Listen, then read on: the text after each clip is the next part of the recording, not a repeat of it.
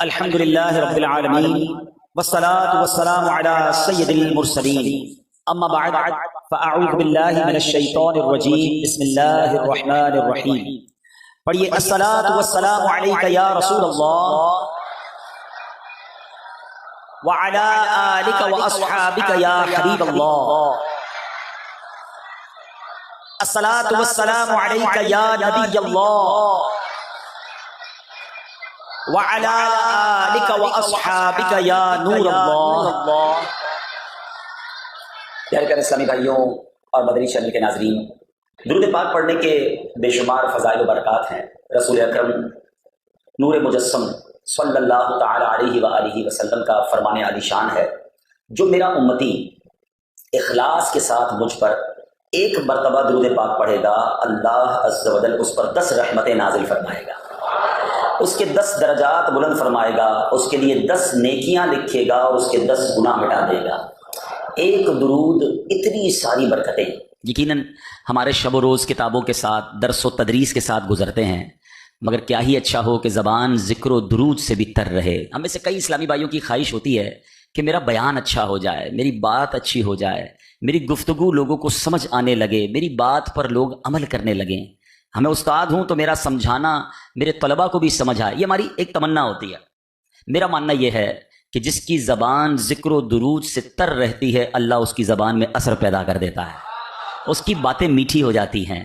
اگر آپ چاہتے ہیں کہ آپ کی زبان میں تاثیر پیدا ہو جائے، آپ اپنی زبان ذکر و درود سے تر کرنا شروع کر دیں، زیادہ سے زیادہ اللہ کے حبیب آخری نبی صلی اللہ تعالیٰ علیہ وسلم پر درود بھیجیں، پھر دیکھیں کہ زبان میں کیسی اللہ برکتیں ڈال دیتا ہے۔ یہی زبان اگر بری باتیں کرے گی تو پھر تاثیر نہیں رہے گی۔ اللہ مجھے بھی آپ کو بھی کثرت سے ذکر و درود کرنے کی توفیق عطا فرمائے۔ آئیے محبت کے ساتھ بآواز بلند درود پاک پڑھ لیں۔ صلو علی الحبیب صلی اللہ تعالی علی محمد صلی اللہ علیہ وسلم۔ آج میرے بیان کا جو موضوع ہے کہ اسلام کی جب دعوت شروع ہوئی، ارلی ڈیز آف اسلام، اسلام کے ابتدائی ایام کیسے تھے، وہ اسلام جو مکہ پاک سے پھیلنا شروع ہوا، یہ اقوام عالم میں، سارے جہان میں، دنیا کے کونے کونے میں کیسے پہنچ گیا۔ اسلام جب شروع ہوا تو چند ہی تو افراد تھے۔ سرور کائنات علیہ الصلوۃ والسلام نے اکیلے ہی اسلام کا کام شروع کیا، اور آج یہ کہا جاتا ہے کہ تقریباً 200 کروڑ مسلمان دنیا میں آباد ہیں، 2 ارب کے قریب مسلمان دنیا میں موجود ہیں، اور the most growing religion on earth, کائنات میں سب سے زیادہ تیزی سے جو پھیلنے والا مذہب ہے، الحمدللہ وہ ہمارا مذہب اسلام ہے۔ یہ کیسے ممکن ہو گیا کہ ایک مکہ پاک کی وادی سے چلنے والا پیغام آج دنیا کا کون سا کونا ہے جہاں کلمہ پڑھنے والا ہمیں نہیں ملتا؟ تو آئیے ذرا تھوڑا سا اسلام کیسے دنیا میں پھیلا اس کے بارے میں چند مدنی پھول پیش کرتا ہوں۔ اسلام امن اور سلامتی کا دین ہے، یہ اخلاق و کردار سے پھیلا ہے۔ اس چمن کی آبیاری میں خود جناب رسالت مآب صلی اللہ تعالیٰ علیہ وسلم کی محنتیں اور کاوشیں اور آپ کی مقدس تک و دود کسی سے چھپی نہیں ہے، ڈھکی نہیں ہے۔ رمضان کے وہ دن تھے جب نبی پاک صلی اللہ تعالیٰ علیہ وسلم غار حرا کی تنہائیوں میں گوشہ نشین تھے۔ ایک رات تمام فرشتوں کے سردار حضرت جبریل امین علیہ الصلوۃ والسلام نے رب کا پہلا روح پرور پیغام بطور وحی آپ تک پہنچایا۔ پھر کچھ عرصے کے بعد سورہ مدثر کی یہ ابتدائی آیات نازل ہوئیں۔ بسم اللہ الرحمن الرحیم، یا ایھا المدثر قم فانذر وربک فکبر وثیابک فطہر والرجز فہجر۔ اے چادر اوڑھنے والے کھڑے ہو جاؤ، پھر ڈر سناؤ اور اپنے رب ہی کی بڑائی بیان کرو، اور اپنے کپڑے پاک رکھو اور گندگی سے دور رہو۔ اپنے رب کا یہ حکم ملتے ہی آپ نے حق کا علم بلند کرنے اور پوری دنیا کو توحید کے نور سے منور کرنے کا پکا ارادہ فرما لیا۔ اللہ کے آخری نبی صلی اللہ تعالیٰ علیہ وسلم نے سب سے پہلے خفیہ طور پر لوگوں کو دعوت اسلام دی، ان لوگوں کو جن پر آپ کو اعتماد تھا اور جو آپ کے حالات سے واقف تھے۔ یہ وہ دور ہے جس میں حضرت خدیجہ، حضرت ابوبکر صدیق، حضرت علی بن ابی طالب، حضرت زید بن حارثہ اور حضرت بلال نے ایمان قبول کیا۔ یہ چھپ چھپ کر خفیہ تبلیغ جاری تھی۔ جس طرح پیاسا میٹھے اور ٹھنڈے پانی کی طرف لپکتا ہے، ایسے ہی خوش نصیب روحیں دیوانہ بار اس دعوت حق کو قبول کرنے کے لیے لپکتی۔ لیکن 3 سال کے عرصے میں ایک چھوٹی سی جماعت تیار ہو گئی۔ 3 سال کے بعد ایک اور آیت کریمہ نازل ہوتی ہے، وَأَنذِرْ عَشِيرَتَكَ الْأَقْرَبِينَ، اور اے محبوب اپنے قریبی رشتہ داروں کو ڈراؤ۔ 3 سال تک تو چھپ چھپ کر دعوت اسلام کا سلسلہ رہا نا۔ اچھا، یہاں میں تھوڑا سا بریک لوں گا۔ نبی پاک صلی اللہ تعالیٰ علیہ وسلم پر سب سے پہلے ایمان کون لایا؟ آپ کو معلوم ہے، مردوں میں حضرت ابو بکر صدیق رضی اللہ تعالیٰ عنہ، خواتین میں بی بی خدیجہ الکبریٰ رضی اللہ تعالیٰ عنہا، اور بچوں میں نوجوانوں میں مولا علی شیر خدا کرم اللہ تعالیٰ وجہ الکریم۔ یہ تینوں کون تھے؟ دا موسٹ کلوزسٹ، سب سے زیادہ جو نزدیک لوگ تھے نا، بہترین دوست، قریبی دوست حضرت ابو بکر صدیق، زوجہ محترمہ بی بی خدیجہ الکبریٰ، وہ بچہ جو بچپن سے ہی آغوش میں ہے مولا علی، یہ تینوں ایمان لے آئے رائٹ اوے، فوراً۔ اس سے سیکھنے کو کیا ملتا ہے؟ کہ نبی پاک کی ذات وہ ہے جو جتنا قریب ہوا اتنا دیوانہ ہو گیا ہے۔ وہ سمجھ گئے کہ یہ جو فرماتے ہیں سچ فرماتے ہیں۔ یہاں میرے اور آپ کے لیے ایک درس ہے، ہم سے نارملی جو لوگ دور ہوتے ہیں نا وہ بڑی محبت کرتے ہیں، یار ماشاءاللہ کیا بیان کرتے ہیں، کیا شخصیت ہے، کیا جناب ان کا انداز ہے، کیونکہ وہ دور سے دیکھ رہا ہوتا ہے۔ لیکن ہم جیسے لوگوں کے کوئی کتنا قریب آتا جاتا ہے، اس کو ہمارے پرابلمز، ہمارے عیب نظر آتے ہیں، کہتے ہیں میں تو کچھ اور سمجھ رہا تھا حضرت کے بارے میں۔ یہ نہیں ہونا چاہیے، ہونا یہ چاہیے کہ جیسا ہمارا ظاہر ہے ایسا ہمارا باطن ہو۔ اب دیکھیں نا، باہر کے لوگ نارملی جب ہم بازار میں جاتے ہیں، مارکیٹ میں جاتے ہیں، چہرے پہ چونکہ داڑھی ہے، کئیوں کے سر پہ امامہ ہے، کوئی مسجد کے امام بھی ہوں گے، امام صاحب ذرا دعا کیجیے گا، ذرا بچے کو دم کر دیجیے۔ باہر کے لوگ دعا کرواتے ہیں، دم کرواتے ہیں۔ کبھی گھر والوں نے دعا کروائی؟ کبھی گھر والوں میں سے کسی نے دم کروایا؟ چھوٹی بہن کہے کہ بھائی جان ذرا دم کر دیں، بھائی کہے بھائی جان ذرا سر میں درد ہے دم کر دیں۔ کہ بعض اوقات گھر والوں کو پتا ہوتا ہے اس کے دم میں دم ہی نہیں ہے، کیونکہ وہ گھر میں حالات ہمارے دیکھ رہے ہوتے ہیں کہ ہماری خلوتوں میں نماز، عبادت، ریاضت کتنی ہے۔ سرور کائنات صلی اللہ علیہ وسلم پر سب سے پہلے جو ایمان لایا وہ ایمان لائے جو آپ کے گھر میں موجود تھے، جو بہت قریب کے ساتھی تھے، کہ ان کو پتا تھا کہ یہ ذات وہ ہے جس میں کوئی عیب نہیں ہے۔ عیب تو دور کی بات، کوئی گمان عیب بھی نہیں ہے۔ بریلی کے تاجدار لکھتے ہیں نا، وہ کمال حسن حضور ہے کہ گمان نقص جہاں نہیں، یہی پھول خار سے دور ہے، یہی شمع ہے کہ دھواں نہیں۔ تو بہرحال یہ مدری پھول تھا کہ ہمیں اپنی خلوتیں بھی صاف پاکیزہ رکھنی ہیں، ایسا نہ ہو کہ لوگوں کے سامنے جب جائیں تو نیک، پارسا اور با ادب نظر آئیں، مگر تنہائی میں ہمارا حال کچھ اور ہو۔ نبی پاک کی ان تنہائیوں، ان ریاضتوں، ان پاکیزگیوں کا رب کریم ہم سب کو صدقہ نصیب فرمائے۔ اب قرآن کہتا ہے 3 سال ہو گئے ہیں، چھوٹی سی جماعت تیار ہو گئی ہے کہ اب لوگوں کو، اپنے قریبی رشتہ داروں کو ڈرایا جائے۔ اب نبی پاک علیہ الصلوۃ والسلام کوہ صفا پر کھڑے ہوئے، اپنے قبیلے کے لوگوں کو، قریش کے لوگوں کو اسلام کی دعوت دی۔ اللہ اکبر، یہ وہی اجتماع تھا جس میں ابو لہب نے بدبختی کی انتہا کی، دل آزار جملے بکے، وہ آپ کی شان میں بد زبانی کرنے لگا۔ سرور کائنات صلی اللہ علیہ وسلم نے تو اس کی بد زبانی کا کوئی جواب نہ دیا، مگر شان دیکھو مصطفیٰ کریم صلی اللہ علیہ وسلم کی کہ ابو لہب کے جواب میں قرآن کریم میں اس کی مذمت میں پوری سورہ لہب نازل ہوتی ہے۔ رب جواب دے رہا ہے جو محبوب کی گستاخی کی گئی۔ اللہ اکبر، مگر قلب مصطفیٰ کا صبر دیکھو، گالیاں ہیں، برا بھلا کہا جا رہا ہے، مگر اللہ کے نبی ڈٹے رہے، اپنا کام کرتے رہے۔ اعلان نبوت کا 4تھا سال آ گیا، یہ آیت نازل ہوئی، فاصدع بما تؤمر واعرض عن المشرکین، بس وہ بات اعلانیہ کہہ دو جس کا آپ کو حکم دیا جا رہا ہے اور مشرکوں سے منہ پھیر لو۔ اب اللہ کریم نے کھلا تبلیغ کا آپ کو گویا حکم ارشاد فرما دیا، اذن دے دیا گیا۔ اب نبی پاک اعلانیہ تبلیغ کرنے لگے، لوگوں کو اسلام کی طرف بلانے لگے، شرک اور بت پرستی کے خلاف علل اعلان نبی پاک گفتگو فرماتے۔ اب تو گویا ظلم کی آندھیاں بڑھ گئیں، اب اپنے پرائے ہو گئے، گویا سارا قبیلہ اور مکہ پاک کے رہنے والے اکثر لوگ جو ہیں وہ آپ کے خلاف تھے۔ اب آپ کے بارے میں آپ کو شہید تو نہ کر سکتے، لیکن کیا کہ ظلم و ستم کے ایسے پہاڑ توڑے، کوئی کاہن کہتا، کوئی جادوگر کہتا، معاذ اللہ پاگل پن کی تہمت لگائی، دیوانہ کہہ کر آپ کے مقدس کردار کو داغدار کرنے کی ناپاک کوششیں کی، گستاخانہ جملے بھی بکے، کوڑے کرکٹ بھی اچھالے، آپ کے دروازہ رحمت پر جانوروں کا خون بھی ڈالا، راستوں میں کانٹے بچھائے اور بدن انور کو بھی نشانہ بنایا۔ وہ واقعہ آپ کو یاد ہوگا کہ سیدنا ابو بکر صدیق رضی اللہ عنہ کو اتنا مارا گیا کہ وہ سمجھے کہ آپ دنیا سے چلے گئے ہیں، لہو لہان کر کے انہوں نے چھوڑ دیا۔ حضرت خباب، وہ عظیم شخصیت جو جلدی اسلام لانے والوں میں سے تھے، مگر آپ کو اتنا ستایا گیا کہ جلتے کوئلوں پر آپ کو لٹا دیتے اور آپ کے سینے پر پاؤں رکھ کر کھڑے ہو جاتے، اور جب آپ کی کمر سے چربی پگھلتی تھی اسی پگھلی ہوئی چربی سے وہ کوئلے بجھ جایا کرتے۔ سیدنا عمر فاروق نے بعد میں جب وہ پیٹھ مبارک دیکھی تھی تو آپ اشک بار ہو گئے کہ اے خباب تمہاری پیٹھ پر یہ داغ کیسے ہیں؟ تو انہوں نے بتایا تھا کہ حضور اس وقت تو آپ ایمان نہیں لائے تھے جب ہمیں کوئلے پر، تپتے ہوئے کوئلوں پر لٹایا جاتا تھا اور ہماری کمر سے پگھلنے والی چربی سے وہ کوئلے بجھا کرتے تھے۔ حضرت بلال پر کیسی کیسی آزمائشیں آئیں۔ کوئی مکہ پاک آپ میں سے گیا ہو اور وہاں کی گرمی دیکھی ہو، اس سے پوچھو 1 منٹ مکہ پاک کی آج کی گرمی میں بھی کوئی ننگے پیر زمین پر نہیں رہ سکتا، مگر تپتے صحرا میں حضرت بلال کو لٹایا جاتا، سینے پر وزن رکھ دیا جاتا اور چھاتی پر اس وزن کی وجہ سے آپ کی زبان باہر آ جاتی تھی، مگر اس حال میں بھی حضرت بلال حبشی کا کیا آپ کا عزم تھا کہ زبان سے احد احد جاری ہوتا تھا، اللہ ایک ہے، اللہ ایک ہے، یہ آپ کی زبان سے ہوتا۔ اللہ اکبر، صرف مردوں کو ہی ظلم و ستم کا نشانہ نہیں بنایا گیا، خواتین ہماری صحابیات پر بھی بڑے ظلم و ستم توڑے گئے۔ حضرت عمار بن یاسر کی والدہ حضرت سمیہ رضی اللہ تعالی عنہا وہ خوشبخت خاتون ہیں جنہوں نے سب سے پہلے اپنے خون کا نذرانہ پیش کیا. یہ بوڑھی تھیں, ابو جہل نے انہیں نیزہ مار کر شہید کیا, اور اسلام کی سب سے پہلی شہید خاتون کا اعزاز آپ کو حاصل ہوا. اس قدر تنگ ہو گئے کہ اپنا شہر, اپنا وطن, جدھر کاروبار, جدھر خاندان, یہ چھوڑ کر چند مسلمانوں کو جناب حبشہ جانا پڑا کہ کم از کم وہاں جا کے سکون کی زندگی گزاریں. مگر وہ حبشہ بھی پہنچے, جو حوالی حبشہ تھا, نجاشی کو کسی طرح ڈیٹریکٹ کر دیں, مگر وہ اس میں کامیاب نہیں ہوئے. مگر ادھر بھی جا کر انہوں نے کوشش کی کہ ان کو واپس لایا جائے. میرے پیارے اسلامی بھائیوں, وہ شاب ابی طالب کو کون بھول سکتا ہے کہ جب سوشل بائیکاٹ کر دیا گیا, اعلان کر دیا گیا کہ ان کو ایک وادی میں قید کر دو, کوئی غلہ نہیں بیچے گا, کوئی کاروبار نہیں کرے گا, کوئی گفتگو نہیں کرے گا, یہ بھوکے پیاسے تنگ ہو کر واپس آئیں گے اور اپنے ایمان سے پھر جائیں گے. اس زمانے کا وہ سوشل بائیکاٹ کتنا خطرناک بائیکاٹ تھا. اس بائیکاٹ کو, اس انداز کو ایک شاعر نے اپنے جملوں میں کس طرح میرے پیارے اسلامی بھائیوں نقل کیا ہے کہ بڑی سختی سے کرتے تھے قریش اس گھر کی نگرانی, نہ آنے دیتے تھے غلہ ادھر تھا حد امکانی. کوئی غلے کا سوداگر اگر باہر سے آ جاتا تو رستے ہی میں جا کر ابو لہب کم بخت بہکا تھا. پہاڑوں کا درہ ایک قلعہ محصور تھا گویا, خدا والوں کو فاقو مارنا منظور تھا گویا. رسول اللہ لیکن مطمئن تھے اور صابر تھے, خدا جس حال میں رکھے اسی حالت پہ شاکر تھے.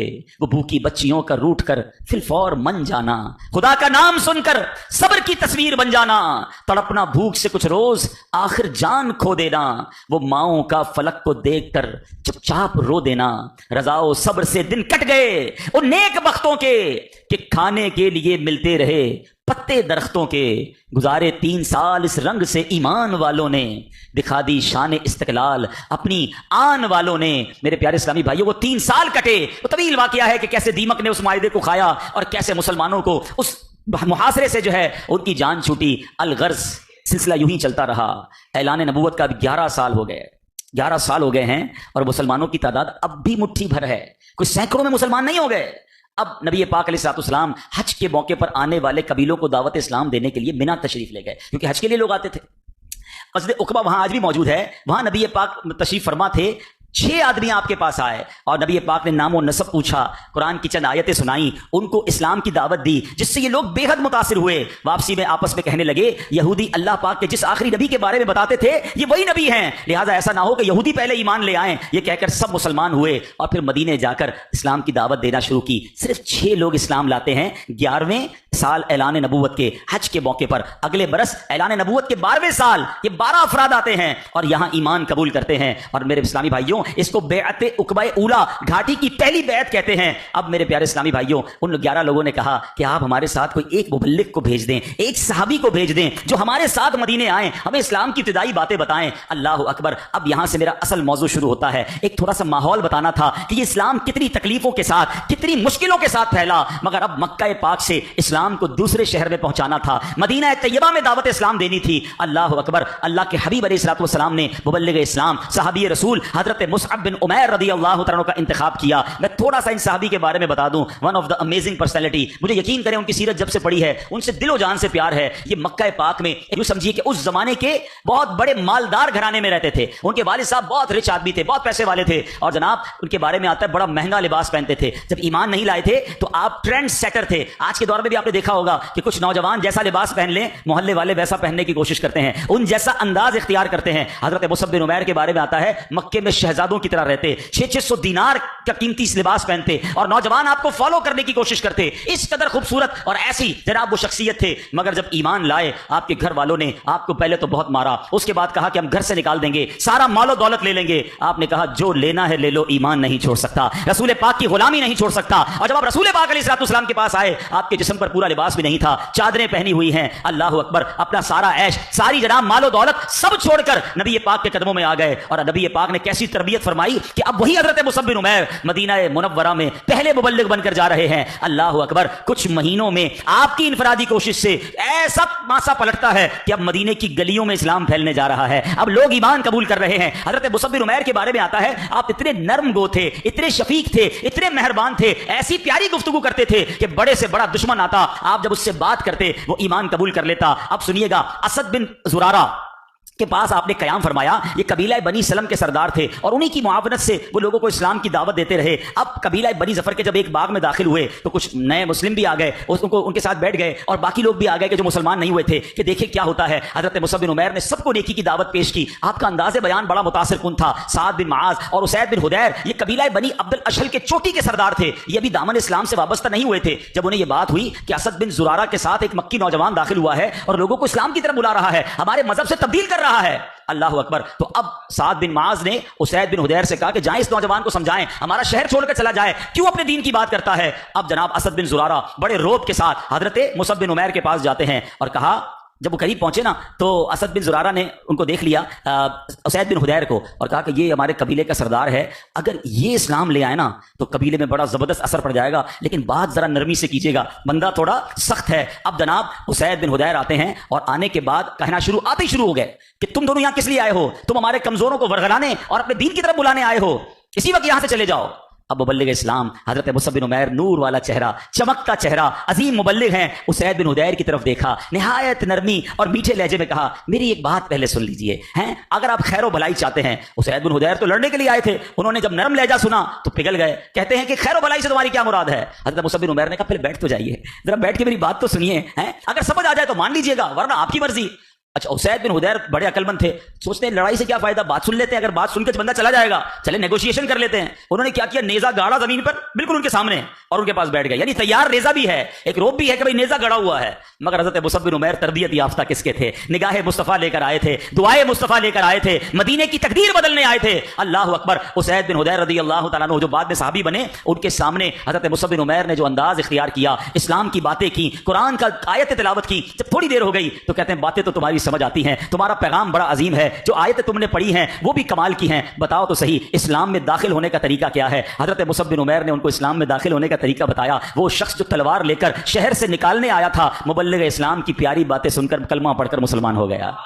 اچھا, اب وہ ایک ساتھی اوپر پہاڑ پہ ہے, اسید بن حدیر تو مسلمان ہو گئے. کہتے ہیں دیکھو میرے پیچھے ایک آدمی ہے, نام اس کا سعد بن معاذ ہے, میں ان کو بھی تمہارے پاس بھیجتا ہوں, یہی انداز رکھنا, وہ مسلمان ہو گئے نا پوری قوم مسلمان ہو جائے گی. اب سعد بن معاذ آئے, حضرت مصعب بن عمیر, کمال کی انفرادی کوشش ہے, کمال کا انداز ہے, آپ نے ان سے بھی جناب تھوڑی دیر گفتگو کی, قرآن کی آیتیں تلاوت کی. سعد بن معاذ بھی مسلمان ہو گئے. اب سعد بن معاذ اپنی قوم کے پاس جاتے ہیں. دیکھیں اب یہاں ایک بات میں عرض کروں, بڑے لوگوں کو دین کی دعوت دینا, بڑے لوگوں کو اسلام کے قریب لانا, بڑے لوگوں کے ساتھ اچھا برتاؤ کرنا, یہ اسلام کو کتنا فائدہ دیتا ہے. بعض اوقات لوگ بدگمانی کا شکار ہوتے ہیں. اگر کوئی نیکی کی دعوت کسی شخصیت کو, کسی تاجر کو, کسی قبیلے کے سردار کو, یا بعض اوقات دنیا میں اس کا لوگ چاہ رہے ہوتے ہیں, بے شک اس کا کام غلط ہوتا ہے, لیکن اگر یہ بندہ ہاتھ میں آ جائے گا, اس کے لاکھوں ہزاروں چاہنے والے ہیں, تو اس کو اچھے انداز سے نیکی کی دعوت دینے کو برا نہیں سمجھنا چاہیے. اس سے دین کا بڑا فائدہ ہوتا ہے, لیکن کچھ لوگ اس میں بھی بدگمانی کر رہے ہوتے ہیں. دوسری بات سیکھنے کو ہم جیسوں کو کیا ملی کہ اگر کسی کو اسلام کی دعوت, نیکی کی دعوت دینے جائیں, کوئی دل توڑے, کوئی ذلیل کرے, ہمت نہیں ہارنی ہے. ہمارا کام نیکی کی دعوت نرمی سے دینا ہے. ہم تو اس سے خود لڑنا شروع ہو جاتے ہیں, تم کون سا نماز پڑھتے ہو, تمہیں کون سا اسلام کا مسئلہ آتا ہے, ایک تو تمہیں سمجھانے آیا ہوں تو مجھے سے اڑد رہے ہو. نہیں میرے پیارے اسلامی بھائیوں, یہ ایسے کام نہیں ہوگا. دعوت اسلامی کی مثال آپ کے سامنے ہے. آج دنیا کے کونے کونے میں دعوت اسلامی پہنچی ہے, نرمی سے پہنچی ہے, پیار سے پہنچی ہے, مسکراہٹ سے پہنچی ہے. یہ صدقہ ہے مصطفیٰ کریم علیہ الصلوۃ والسلام اور صحابہ کرام کے انداز تبلیغ کا. اب سنیں, اب جب سعد بن معاذ بھی مسلمان ہو گئے نا,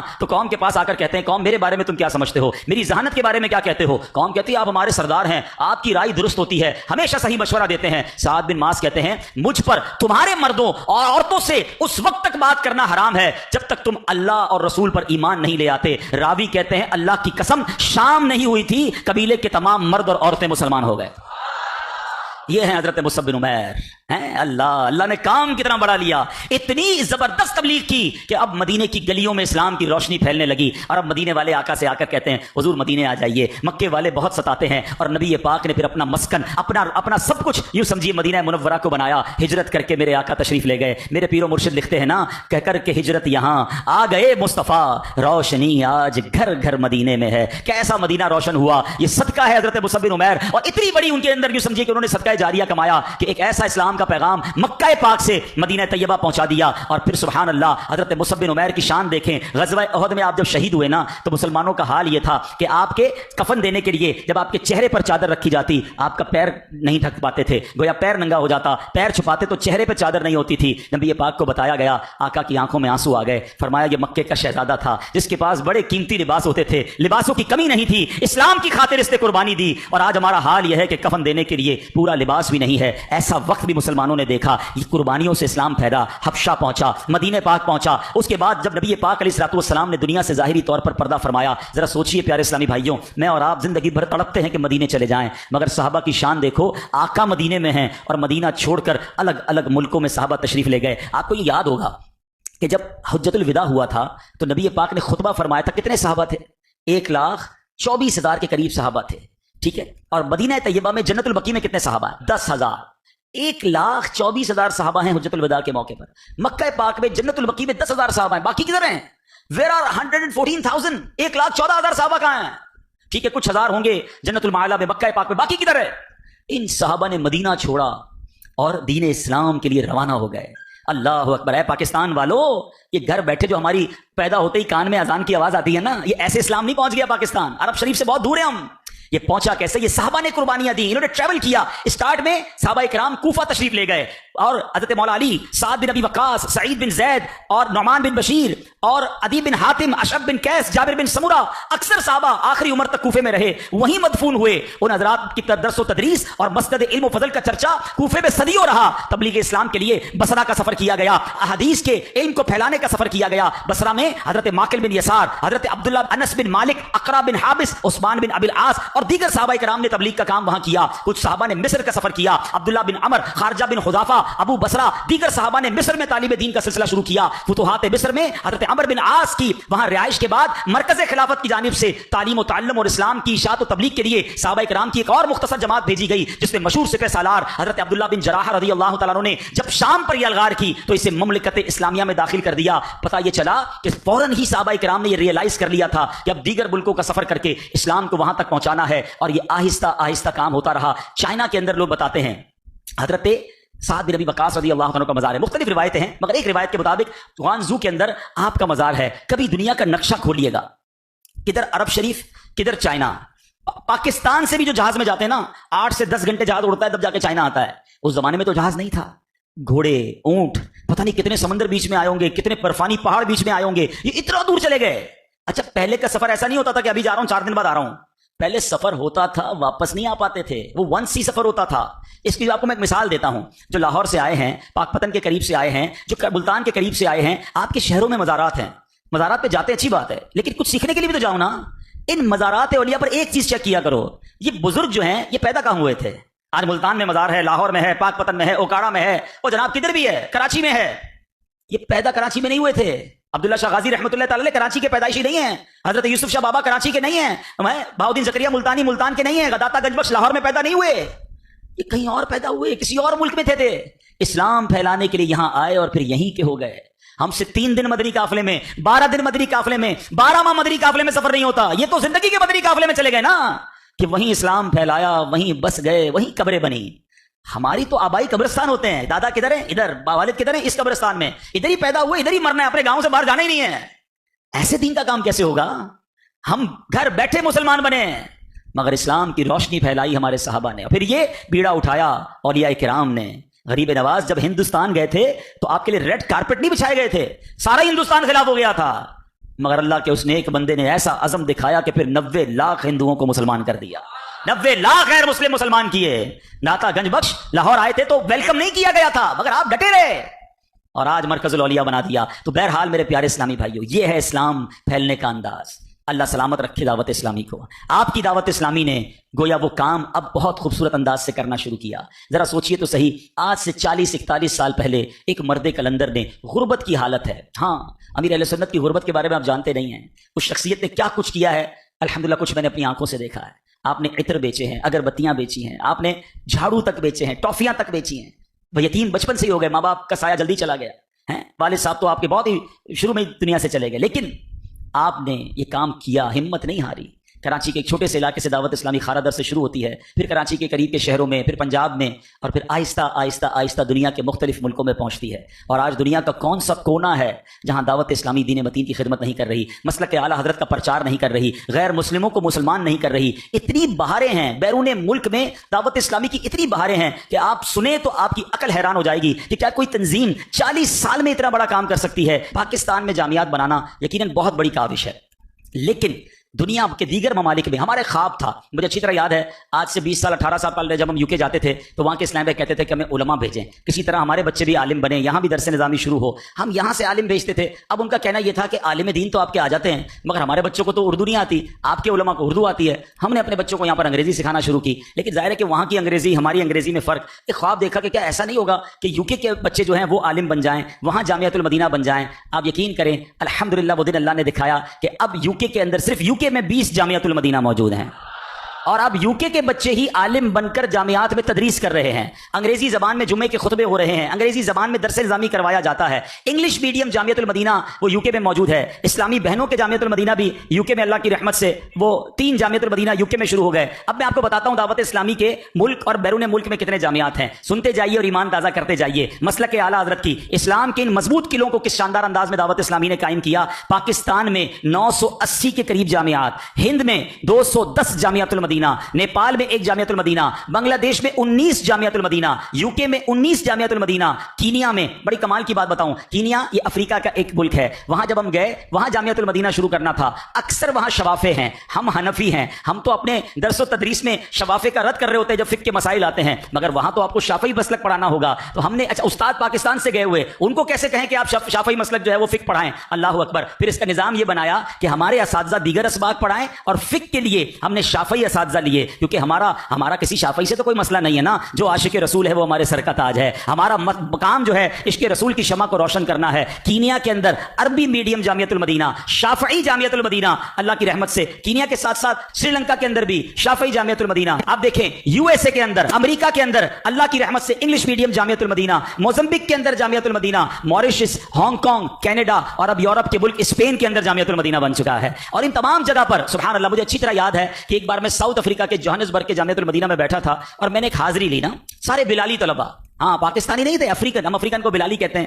رنگ جن کا بلالی ہوتا ہے. تو وہ سارے افریقن بیٹھے تھے. تو میں نے پوچھا ذرا بتائیں کون کینیا سے ہاتھ اٹھایا, موزمبک سے کون ہے ہاتھ اٹھایا, موریشس سے کون ہے, ملاوی سے کون ہے, تنزانیہ سے کون ہے. یہ طلبا اپنی حاضری لگاتے رہے. میں دل میں سوچتا رہا یہ افریقن ہیں حضرت بلال کی نسل والے, یہ جب اپنے ملک میں جا کر بتائیں گے کہ اعلیٰ حضرت کون ہے, یہ جا کر بتائیں گے کہ مسلک اعلیٰ حضرت کیا ہے, یہ بتائیں گے کہ یا رسول اللہ کہنا کیسا ہے, سرکار کا میلاد بنانا کیسا ہے, نبی پاک کی ناموس اور عزت کیا ہے. اور جب یہ اپنی قوم میں جا کر یہ اسلام کا پیغام پھیلائیں گے, اللہ اکبر. جب دستار فضیلت ہو رہی تھی, اللہ جانتا ہے میری آنکھوں میں آنسو تھے کہ کوئی افریقن بلالی آ رہا ہے جو موزمبک کا ہے, اس کی دستار ہو رہی ہے, کوئی جناب ملاوی سے ہے, کوئی موریشس سے ہے, اور یہ سب دعوت اسلامی کے مدنی بنتے جا رہے ہیں. واللہ یہ کہنا آسان ہے, یہ بولنا آسان ہے, نعرے لگانا آسان ہے, مگر کر کے دکھانا یہ مرد کلندر امیر اہل سنت نے کر کے دکھایا ہے. میں آپ کو دعوت اسلامی کی 40 سال کی کاوشیں گنوانے جاؤں, مجھے کئی دن درکار ہیں. میں صرف 2-3 منٹ میں پچھلے چند سالوں میں بھی 2-3 سالوں میں جو دعوت اسلامی نے UK اور یورپ میں کیا ہے. ابھی آپ ایک مرکز دیکھیں گے,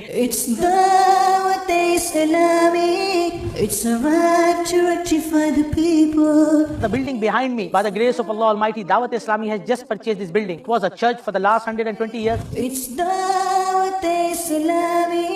Dawat Islami is in process of buying another former church to convert it into a masjid. ابھی انہوں نے کیا کہا کہ یہ وہ جگہ تھی جو 120 سال سے غیر مسلموں کی عبادت گاہ تھی. 120 سال سے جہاں شرک ہو رہا تھا وہاں میرے رحمان عز و جل کو اب سجدے ہوں گے, وہاں اذانیں ہوں گی, وہاں رسول اللہ کے نعرے لگیں گے. یہ ہے دعوت اسلامی کا کام. اب آگے چلیں. It's spreading the fragrance of the love of the Prophet. It's all. اللہ اس جگہ کو ہماری دعوت اسلامی کے لیے عظیم مرکز بننا نصیب فرمائے اور ہمیں اس مرکز کو مزید آباد کرنے کی توفیق عطا فرمائے. یہ دعوت اسلامی کی ایک خوبصورت کامیابی کی جھلک ہے. اللہ اکبر, اللہ اکبر, اللہ اکبر, اللہ اکبر. یہ جو جگہ ہے ہاگن, نگران شورا اور ہم جرمنی گئے. یہ بات ہے میرا خیال ہے آج سے 4 سال پرانی. آپ کو شاید پتا ہو کہ جرمنی کے اندر بلکہ اب یورپ کے کئی ممالک کے اندر شامی مسلمانوں نے شام میں ہونے والی جنگ کے بعد مائگریٹ کیا.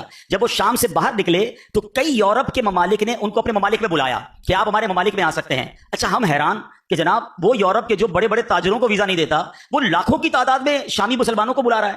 ہم جرمنی پہنچے, پتا چلا جرمنی میں 10 لاکھ شامی مسلمان ہیں. اور میں آپ کو یہ بتا دوں کہ اللہ کی رحمت سے شامی مسلمان بڑے پکے عاشق رسول ہوتے ہیں. ہاں تو ہم جب وہاں پہنچے, ہماری ملاقات ہوئی شامی لوگوں سے, تو وہ تو آنسوؤں سے رونے لگے, کہنے لگے کہ ہم وہاں جنگ میں مر جاتے تو شہید ہو جاتے, ہم یہاں تو آ گئے خوشی خوشی کہ جان بچ گئی، ادھر تو ایمان کے لالے پڑ گئے. ہمارے بچے جو ہیں ان کے پاس نہ کوئی مسجد ہے نہ کوئی مدرسہ ہے. ہم حافظ ہیں، ہم اس میں علماء بھی تھے، حافظ بھی تھے کہ ہم حفاظ ہیں، علماء ہیں. خدا کے واسطے میں کوئی سینٹر بنا دیں جہاں اپنے بچوں کو ہم قرآن پڑھائیں، ہم نماز پڑھائیں. ہم اپنے بچوں کو لے کر کہاں جائیں؟ ہم تو غریب بے سر و سامان ہیں، ہمیں مسجد کون بنا کر دے گا؟ یہ ہاگن میں دعوت اسلامی کا کوئی ایک بھی ذمہ دار نہیں رہتا. ہم نے وہاں جگہ ڈھونڈی، یہ غیر مسلموں کی عبادت گاہ تھی، اس کو خریدا گیا، یہ مرکز بنا، یہ مسجد بنی. امیر اہل سنت نے اس کا نام بھی فیضان ایمان عطا فرمایا.